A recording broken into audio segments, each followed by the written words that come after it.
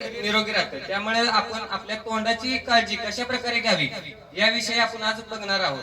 तर त्यामध्ये पहिल्यांदा असं आहे की आपल्या जे तोंडामध्ये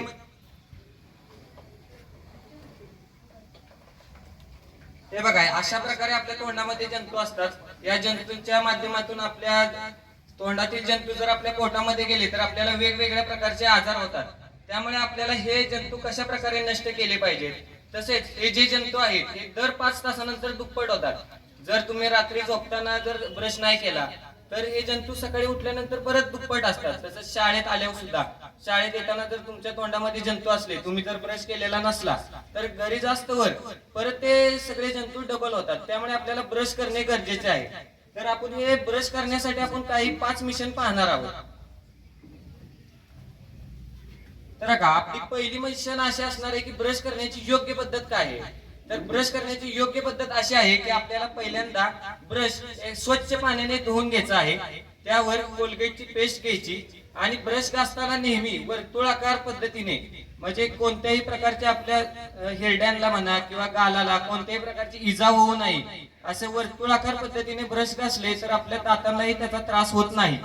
तसेच त्याचबरोबर आपले जे ब्रश घासताना सगळ्या दातांना आपली पेस्ट लागेल आणि आपले जंतू तिथून निघून जातील अशा पद्धतीने आपल्याला ब्रश करायचा आहे. तसेच त्याचबरोबर ब्रश आपल्याला कमीत कमी 2 मिनिटं तरी करायचा आहे आणि दिवसातून 2 वेळा करायचा आहे. तसेच त्याचबरोबर ब्रश घासून झाला की स्वच्छ पाण्याने तोंड धुणे गरजेचे आहे. आणि आपल्या जिभेवरही काही किटाणू असतात, त्यामुळे ब्रश घासण्याबरोबरच आपल्या जिभेवरील सुद्धा किटाणू आपल्याला साफ करायचे आहेत.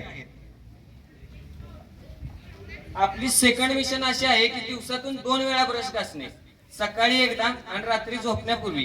कारण मी मगाशी सांगितल्याप्रमाणे आपले जे जंतू असतात तोंडातील ते 5 तासानंतर डबल होतात. त्यामुळे आपल्याला 2 वेळा ब्रश घासण्यापर्यंत आपल्या ब्रशने सगळे किटाणू तिथून निघून जातील अशा प्रकारे ब्रश घासायचा आहे. तर जिभेवरील असणारे सुद्धा किटाणू आपल्याला त्याच्या ब्रशच्या माध्यमातून साफ करायचे आहेत. असं आहे की आपल्याला आपला जो ब्रश आहे तो दर 3 महिन्यानंतर बदलायचा आहे. आपला जर ब्रश खराब असेल तर किटाणू हे पूर्णपणे नष्ट होत नाहीत.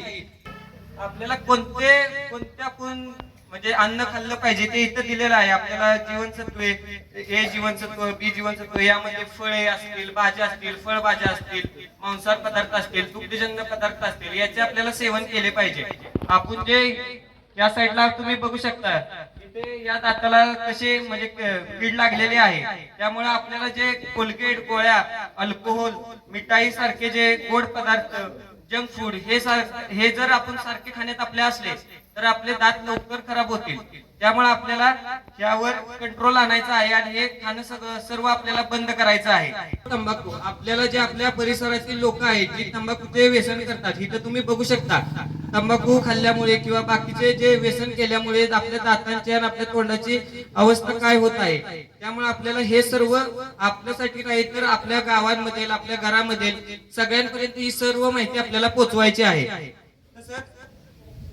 यामध्ये या सगळ्या प्रोजेक्टची पूर्ण डिटेल मध्ये माहिती आहे की आपण दात कशा प्रकारे घासावे, किती वेळा घासावे, कधी कधी हे करावे, ही सर्व माहिती यामध्ये दिलेली आहे.